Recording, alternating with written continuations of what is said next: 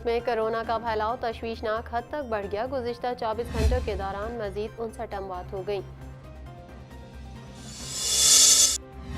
Supreme court ने कर्क में जलाए गए मंदिर की बहाली के खर्चात जिम्मेदारों से वसूल करने का हुक्म दे दिया। हुकूमत ने पीडीएम को इलेक्शन कमीशन के सामने एहतजाज की इजाजत दे दी। हजारा बरादरी ने वजीर आजम की आमद तक सानिहा मच की मैयतों की तदफीन से इनकार कर दिया। हमारा मुतालबा है कश्मीरियों से हक के राय दही का वादा पूरा किया जाए। शहरियार आफरीदी। मरियम नवाज फेस सेविंग के लिए गिरफ्तार होना चाहती हैं फिरदौस आशिकावान।